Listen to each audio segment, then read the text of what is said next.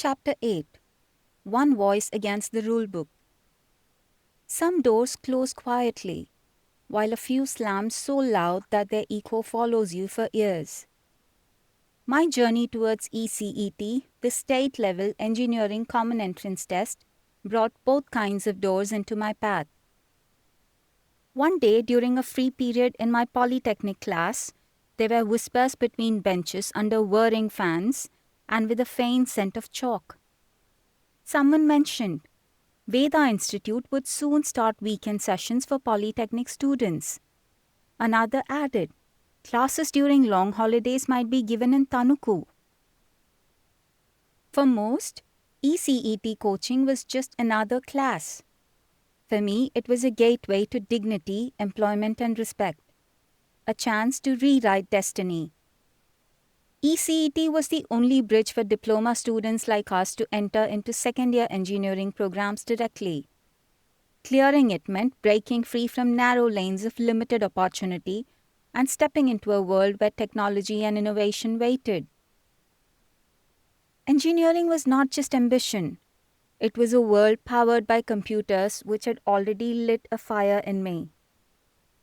For a blind student, such dreams were rare. For me, they were necessary.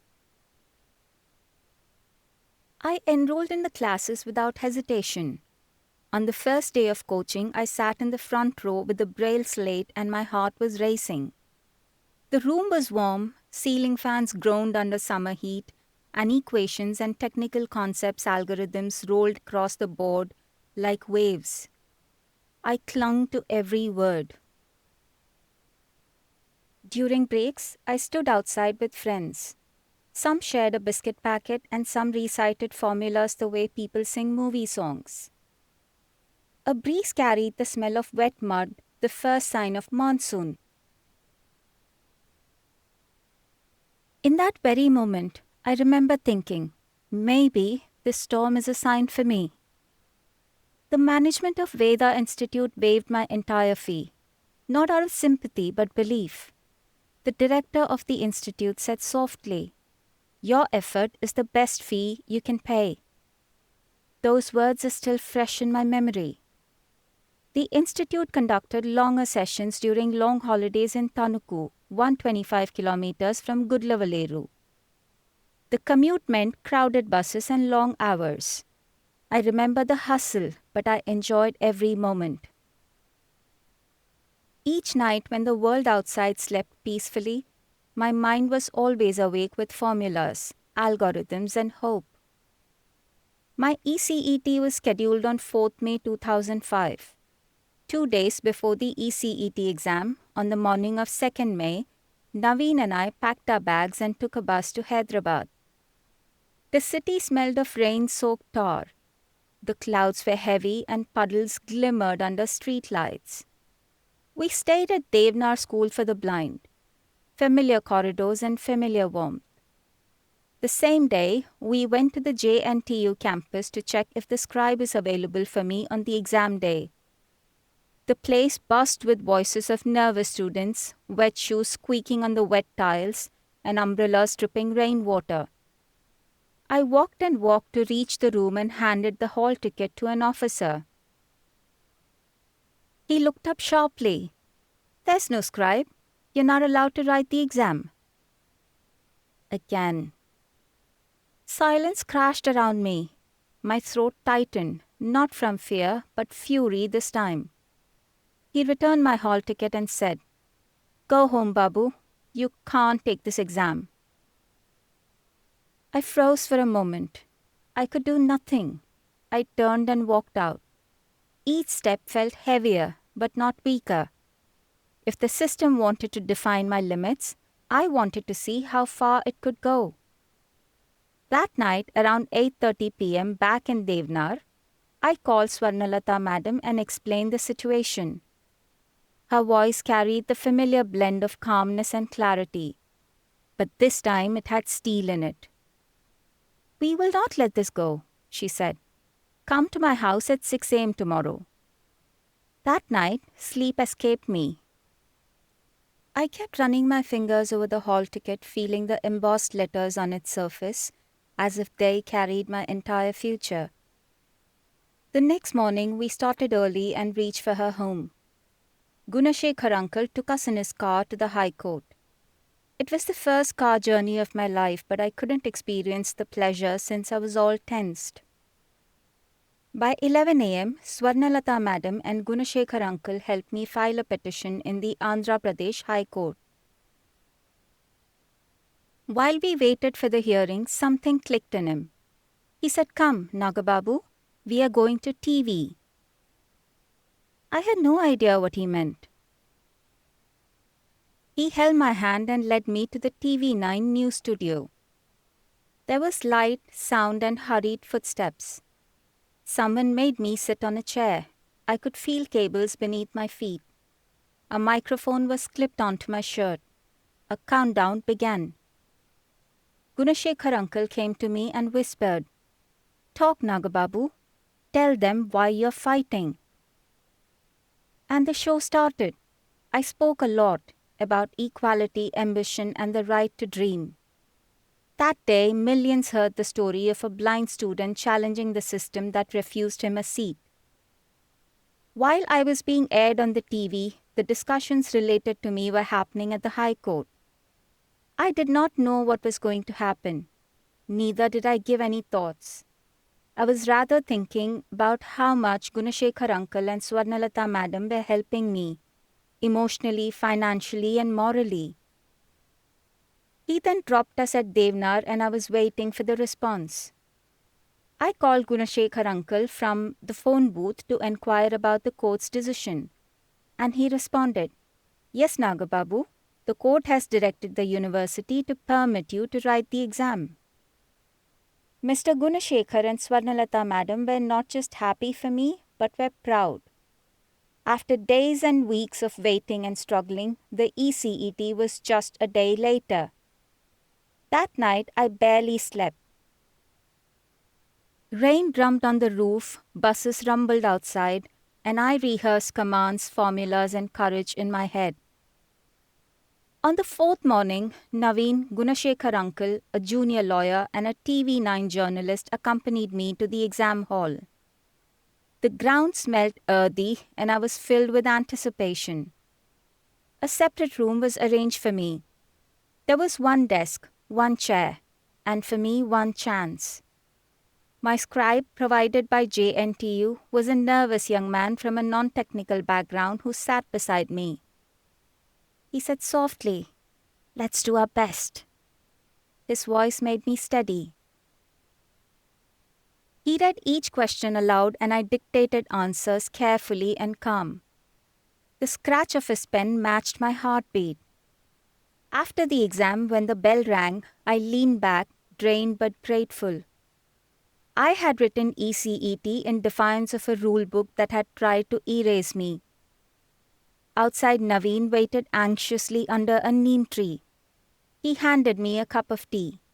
We stood in silence, sipping from hot steel tumblers. I was at utmost peace. A few weeks passed. The summer was fading into monsoons. When results came, laughter filled college corridors. But my name was missing. Results withheld. 2 words. I was crushed to the core. Once again, Swarnalata madam stepped in. "This isn't over," she said. She and Gunashekhar uncle took me to the High Court. They told the judge. He frowned, tapped his pen, and ruled that JNTU must release Nagababu's result.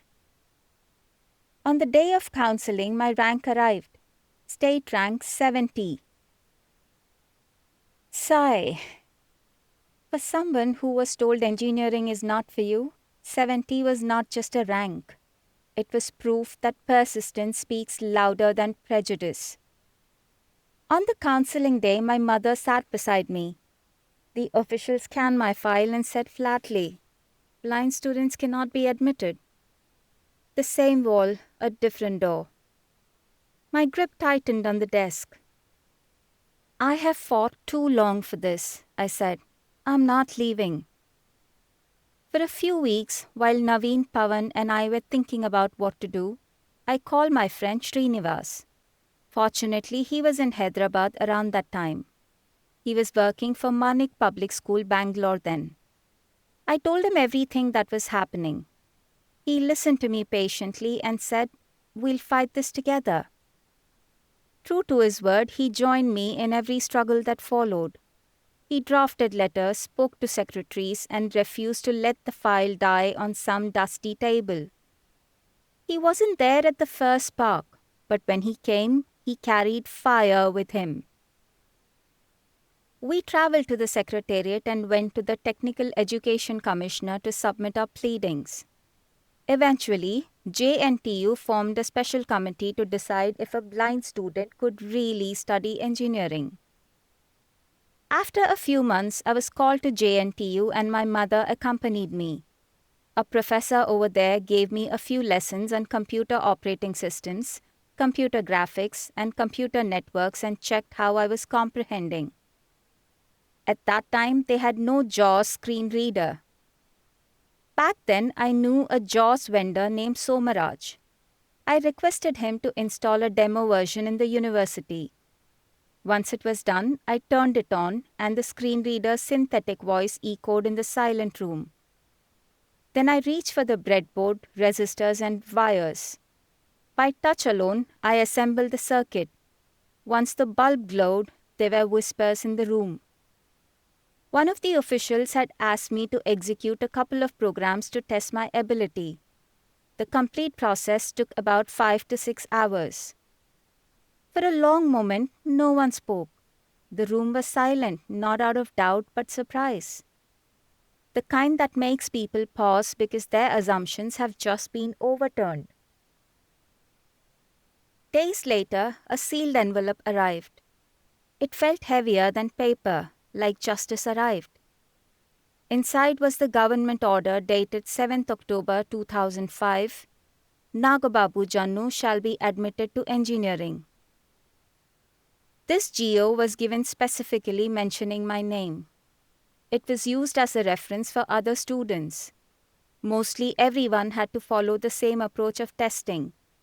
Even Pawan had to go through the same challenges I faced, from his polytechnic admission to ECET counseling. A special counseling session followed. Gudlavaleru Engineering College opened its gates, not reluctantly but proudly. The college management waived my fees, arranged accommodation, and provided a personal computer. Principal C.H. Venkataramanna sir, my guardian, once again became my shield. He said, "You fought for this door to open, Nagababu. Now walk through with your head high." Soon the story spread like wildfire. TV, newspapers, and magazines. One of the journalists asked the chairman of the institution, VVR Sheshadri Rao, "What motivated you to establish a college in a rural setting? Why are you supporting this boy who's going through many challenges already?" He answered, "I did not have such a high level of education. That's why I wanted every student to pursue their dreams, irrespective of their background." During that time, reporter Sitaram from E-Nadu, one of the popular newspapers, was covering my progress. He played an instrumental role in getting my admission into engineering college. He wrote an article about me asking for sponsorships to support my education. A couple of people have approached to help me, but the college management supported me by then. I remember one anonymous person from Hyderabad sending a money order of rupees 5,000 and wishing me good luck. I really cherished that moment. A stranger wrote my name and village name, and the way he appreciated me in his note was heart-touching. I also wrote back to him a couple of times expressing my gratitude. JNTU refused to let me write exams. The reason they quoted was insufficient attendance, though the delay had been theirs. Delayed admissions because of systemic barriers. I had to go to the court again. This time the judge not only sighed, but was half smiling and half wary. You may continue, he said, but you must complete 2 semesters together. 2 semesters. That was twice the syllabus, twice the pressure. Some nights I studied till dawn, my fingers aching from typing braille notes. Other nights I fell asleep on the keyboard, dreaming of codes. I told myself that if the world wanted to drown me, I would learn to breathe underwater. Every morning I traveled by bus from Buyuru. Dust, diesel, and determination became my companions. Some days I stayed with my cousin Soumya, and other days with Pavan, who always made sure I never fell behind. Deepthi, Vishalakshi, and other friends became my lifeline. They read lessons aloud, turned them into tapes, and even prepared tactile diagrams. Their voices became my textbooks, and their faith became my strength. But support doesn't only come from friends and classmates. It came quietly and consistently from people whose roles were never meant to be responsible for someone like me, yet whose humanity made the difference. At Polytechnic, the departmental staff member Peraya became one such pillar.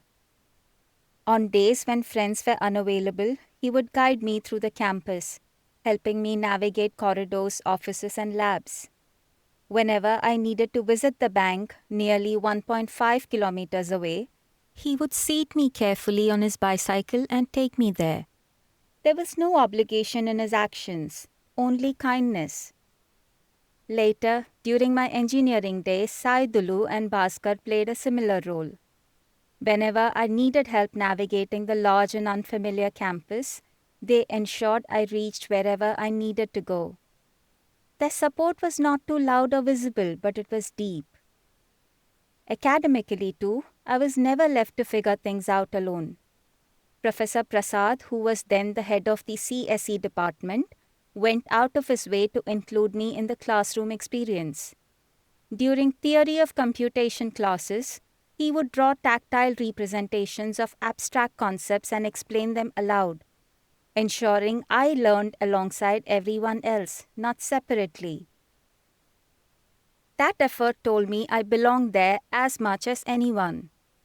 Many other faculty members supported me in ways that rarely made it into records or reports.